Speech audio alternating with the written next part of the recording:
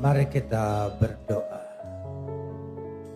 Besem haab we haben we ruah hakodes Elohe Echad. Dalam nama Bapa, Putra dan Roh Kudus, Tuhan yang Esa. Bapa di sorga, kami memuji dan mengucap syukur kepadamu atas segala kasih, karunia, anugerah, limpah rahmat dan berkat-Mu, atas segala perkenanan Tuhan dalam hidup kami, pemeliharaan-Mu, penyertaan kasih setia-Mu, perlindungan-Mu yang terus-menerus mengiringi setiap langkah-langkah kehidupan kami. Untuk itu kami mau menaikkan ucapan syukur kami yang tak terhingga kepadamu.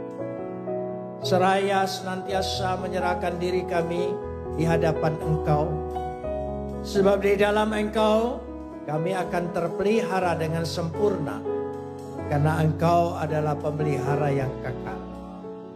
Saat ini di tengah-tengah persekutuan ibadah kami, di hadapan hadirat Tuhan yang telah turun memenuhi meliputi kami, kami ingin meneduhkan hati kami, menundukkan pikiran kami kepada otoritas kedaulatan firman-Mu. Karena firman-Mu itulah yang mengandung segenap kebenaran dan janji-Mu yang akan Kau berikan bagi kami untuk menjadi milik kami. Karena Roh-Mu itu sendiri yang akan mengerjakannya di tengah-tengah pewartaan ini. Terima kasih Bapa. Dalam nama Yesus kami berdoa. Amin. Silakan duduk.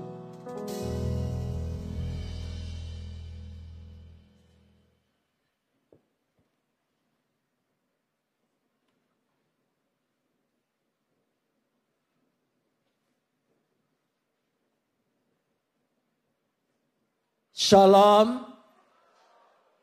Pagi hari ini kita akan bersama-sama membaca firman Tuhan yang terambil dari kitab Kejadian pasal 3 ayat 8 sampai ayat yang ke-13. Kejadian pasal 3 ayat 8 sampai 13. Kita akan membacanya saling sahut bersautan. Saya awali ayat 8, lalu jemaat menjawab 9, dan seterusnya saling ganti bergantian sampai tiba pada ayat yang ke-13. Ketika mereka mendengar bunyi langkah Adonai Tuhan yang berjalan-jalan dalam taman itu, pada waktu itu hari sejuk, bersembunyilah manusia dan istrinya itu terhadap Adonai Tuhan di antara pohon-pohon dalam taman itu. Ayat 9.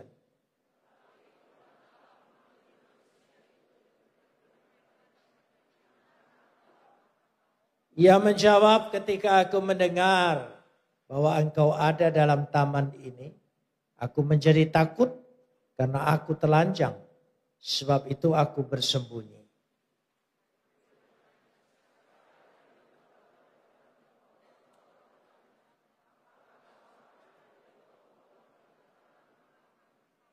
Manusia itu menjawab, perempuan yang kau tempatkan di sisiku, dialah yang memberi dari buah pohon itu kepadaku, maka ku makan.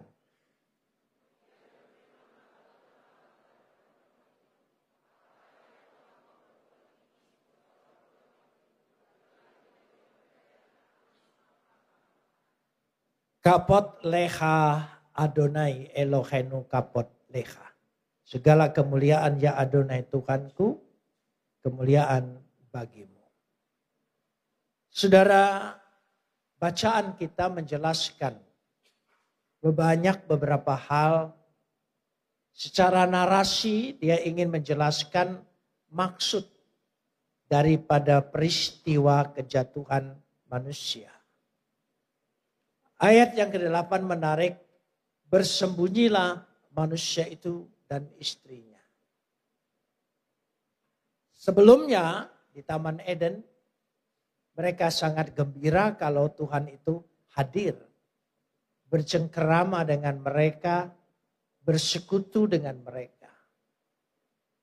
Tapi tiba-tiba saat ini dia bersembunyi.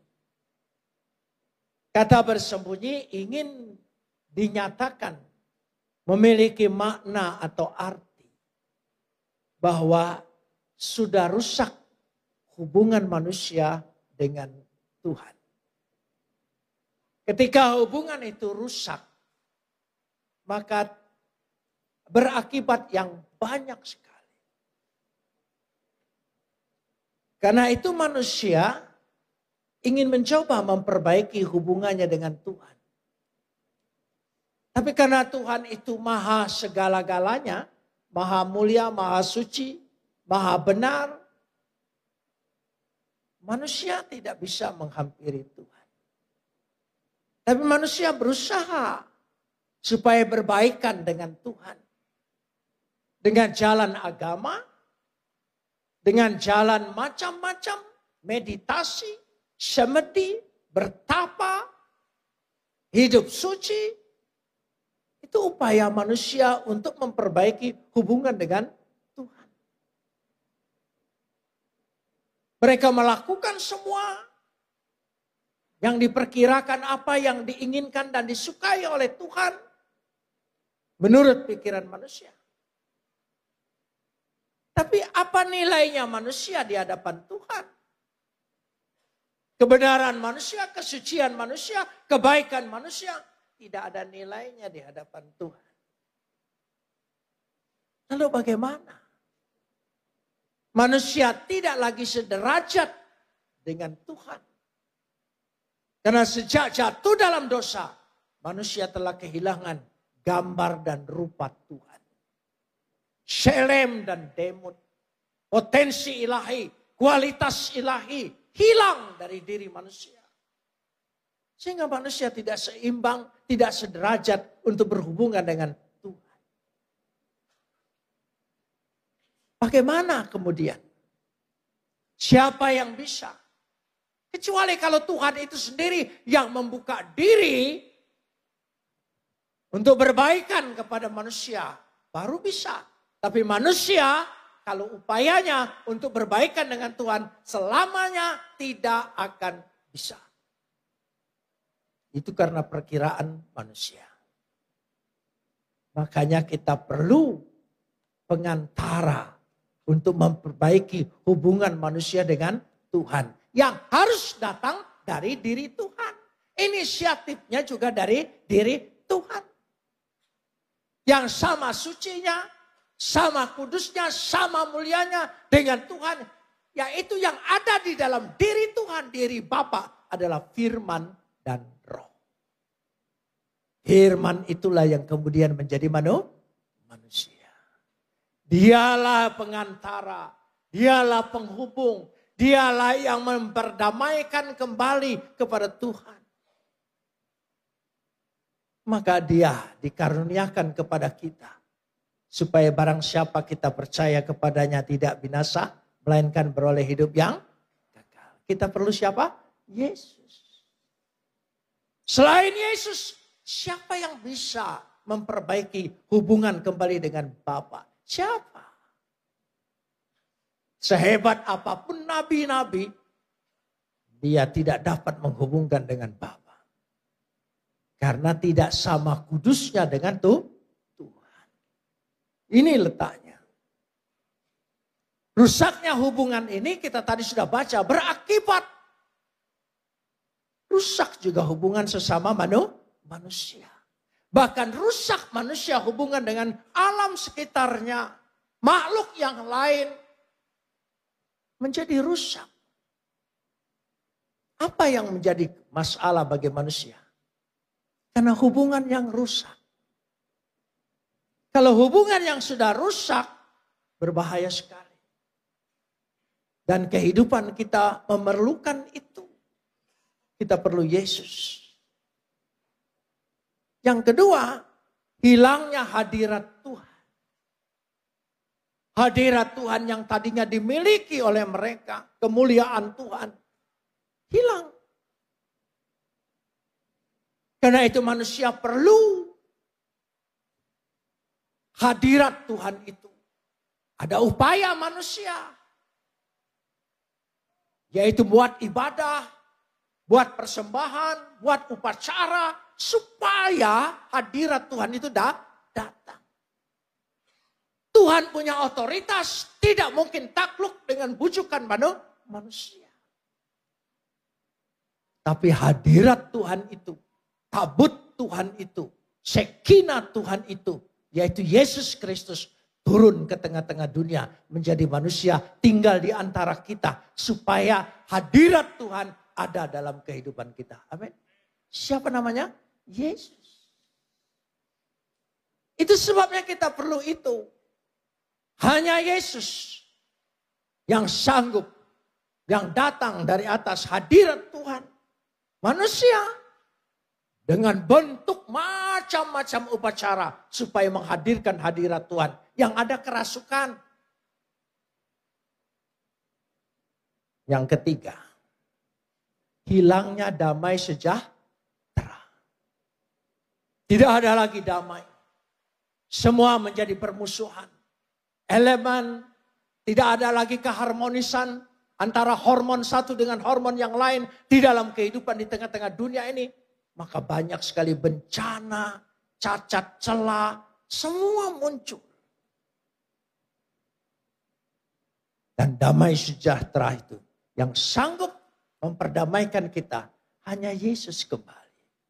Dialah pribadi Shalom itu yang mendamaikan kita dengan Tuhan. Itu sebabnya kita mau tidak mau perlu Yesus. Kita harus cerdas. Saya ingin kutip sejenak. Nanti kita lanjutkan di sini. Damai sejahtera yang mengakibatkan dalam diri manusia adalah rasa bersalah. Saya ucapkan sekali lagi, rasa bersalah. Rasa bersalah inilah yang menghantui seluruh pikiran dan hati manusia. Sampai hari ini. Kenapa hidup kita gelisah? Kenapa kita penuh kekhawatiran? Kenapa kita penuh kebencian? Karena rasa bersalah.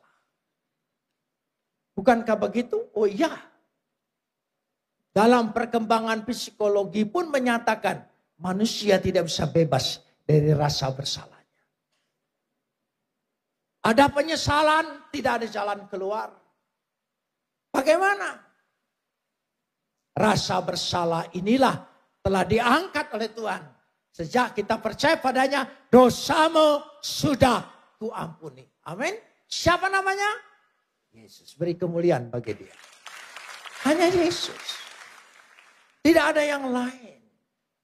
Kita perlu Yesus bukan karena kita beragama.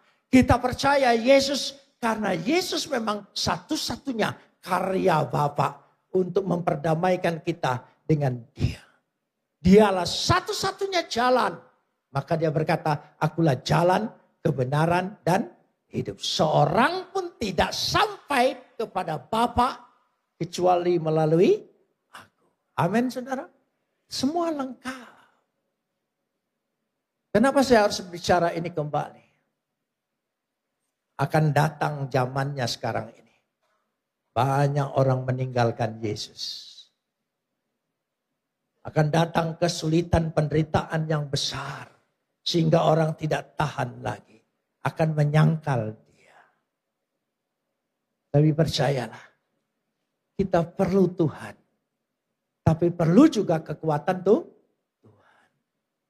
Coba saya ajak kutip sejenak. Matius pasal 25 ayat 1 dan 2. Bisa dilihatkan Matius pasal 25 ayat 1. Pada waktu itu akan datang masanya satu waktu. Dalam bahasa Yunani disebut tote. Waktu itu ada yang lalu, ada yang sekarang, ada yang kemudian. Yang kemudian ini ditentukan yang sekarang. Sikap kita yang sekarang menentukan masa depan kita. Waktu yang sekarang ini terkadang terpenjara dengan waktu yang sudah acap kali kita dihantui masa-masa lalu kita.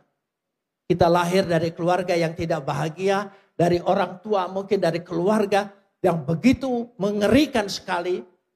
Dan banyak jiwa-jiwa yang terpenjara dengan masa lalunya.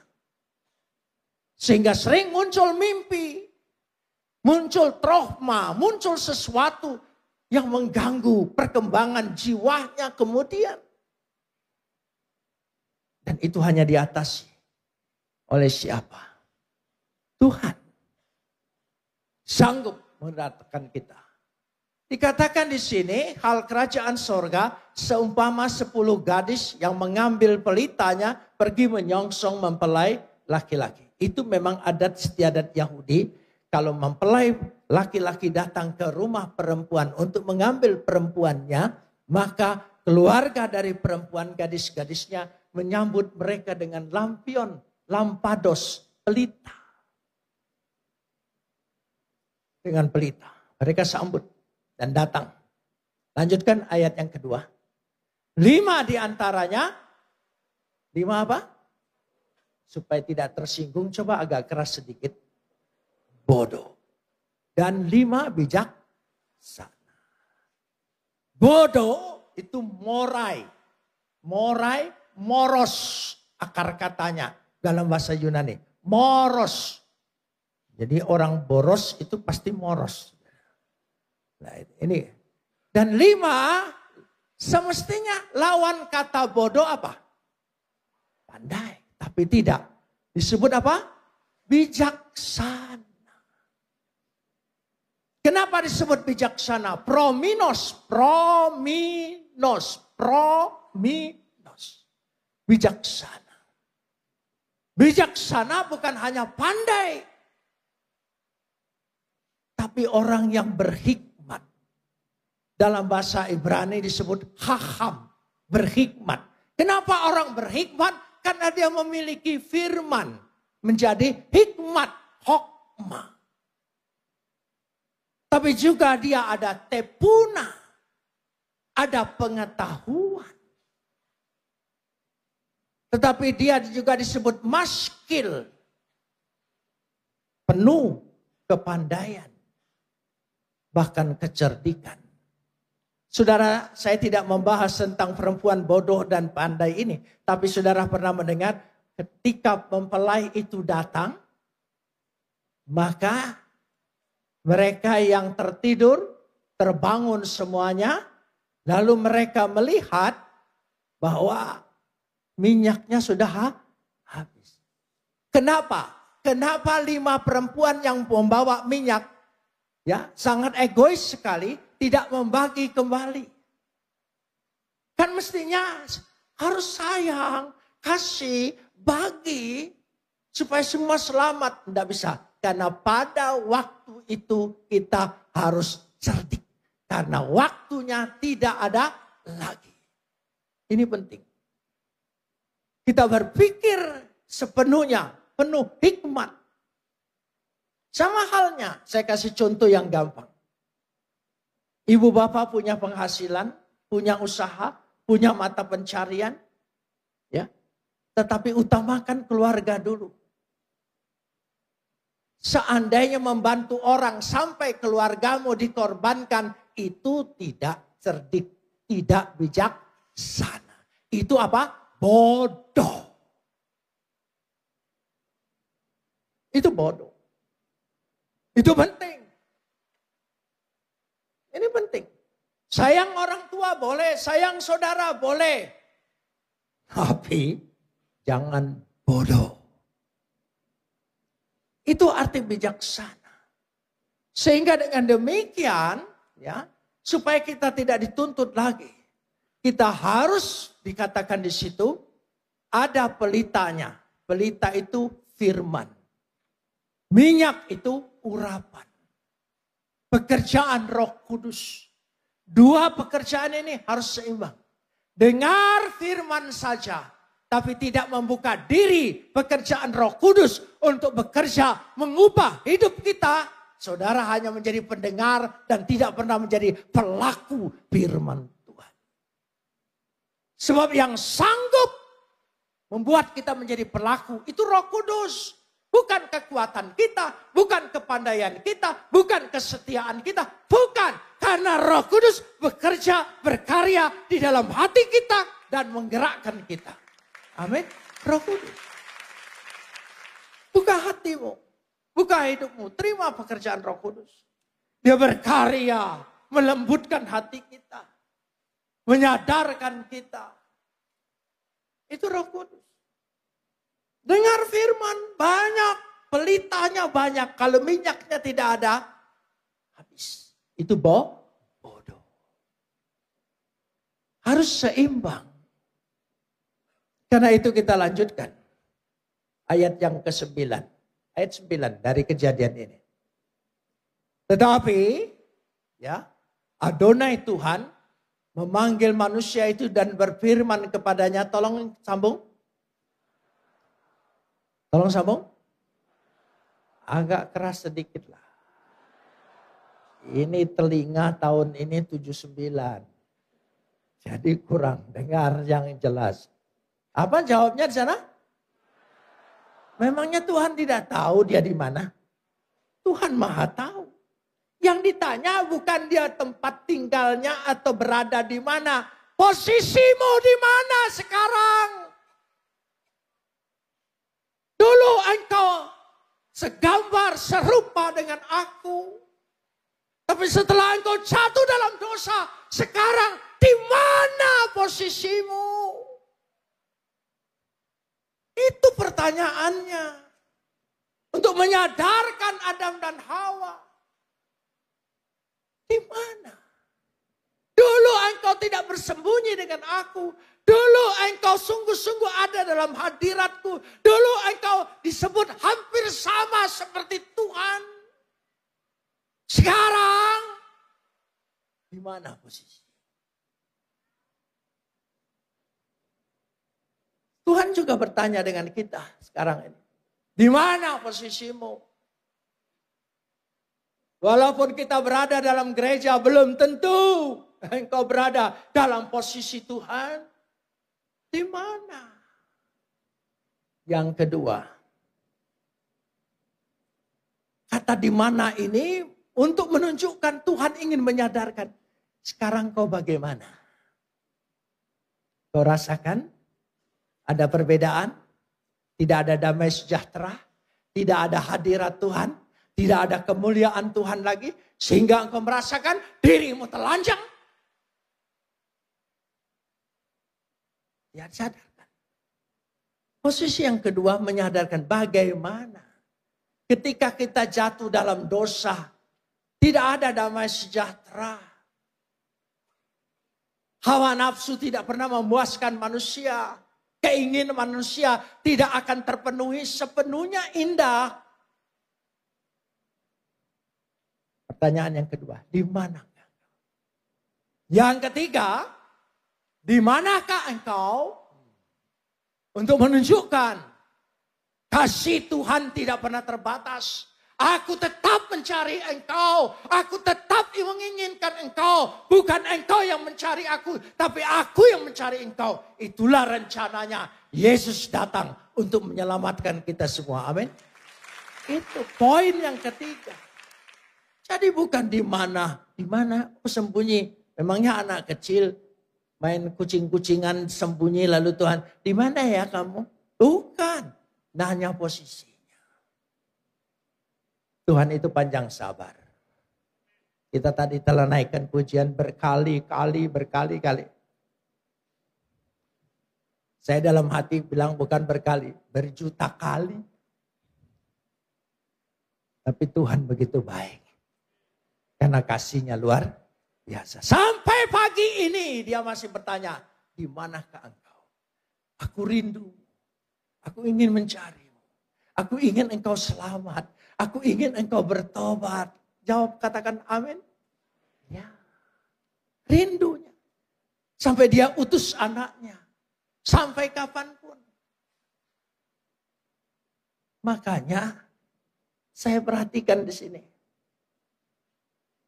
Bapa di sorga, ketika Adam dan Hawa jatuh dalam dosa, dia menghakimin tidak? Coba cerdas sedikit, masih pagi ini. Dia menghakimin tidak? Tidak, sama sekali ayat ini tidak menghakimi.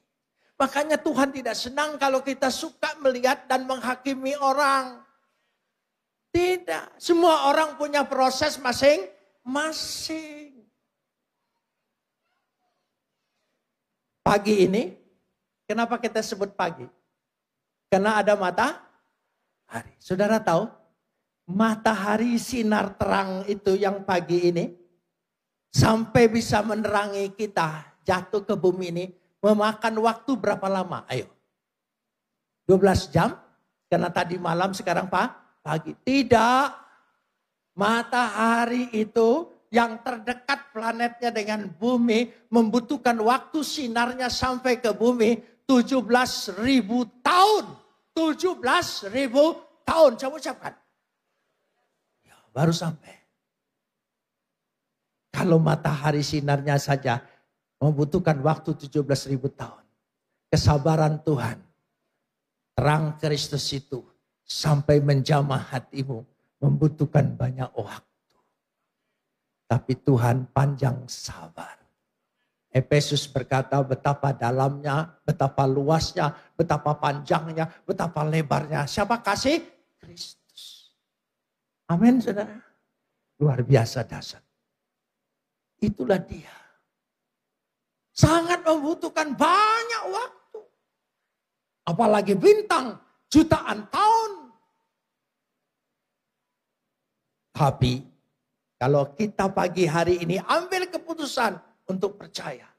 Dahsyat kecepatan orang percaya melampaui kecepatan cahaya. Barang siapa percaya tidak binasa melainkan beroleh hidup yang kekal. Ketika engkau percaya terang Kristus tinggal di dalam dirimu. Katakan amin. Ya. Dahsyat. Untuk percaya. Begitulah dikatakan di sini. Sehingga akibatnya, ya lalu selanjutnya, 3 poin saja. Ya. Ia menjawab, ketika aku mendengar bahwa engkau ada dalam taman ini, aku menjadi takut karena aku telah telanjang. Sebab itu aku sembunyi. Pertanyaan ayat 11. Ayat 11. Firman-Nya, tolong coba simak baik-baik. Simak firman Tuhan. Siapakah yang memberitahu kepadamu bahwa kamu telanjang? Apakah engkau makan dari buah pohon yang kularang engkau makan itu? Siapakah yang membuat dirimu sampai engkau telanjang?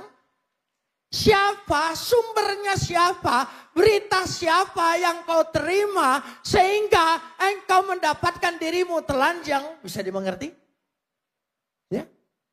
Karena sebelumnya mereka mendengar suara siapa? Iblis.